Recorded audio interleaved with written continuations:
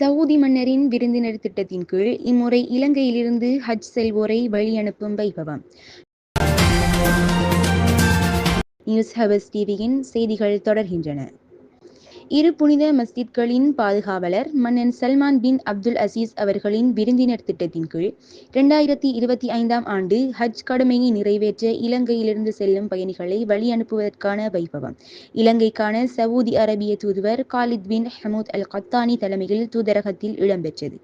இந்த நிகழ்வின் போது தூதுவர் தனது உரையில், இந்த திட்டத்திற்காக இரு புனித மஸ்ஜித்களின் பாதுகாவலர் மன்னன் சல்மான் பின் அப்துல் அசீஸுக்கும் பட்டத்து இளவரசர் முஹம்மது பின் சல்மானுக்கும் தனது ஆழ்ந்த நன்றியையும் பாராட்டையும் தெரிவித்தார்.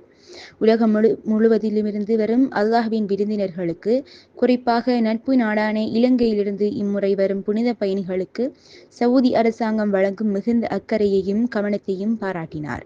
இக்குழுவில் இலங்கையைச் சேர்ந்த பல்துறை அறிஞர்கள், இமாம்கள், கல்வியலாளர்கள், ஊடகத்துறை சார் பிரபலங்கள், சமூகத்தின் முன்னணி நபர்கள் மற்றும் முஸ்லிம் சமூகத்துக்கு குறிப்பிடத்தக்க சேவைகளை வழங்குகின்ற ஆண்களும் பெண்களும் அடங்குகின்றனர்.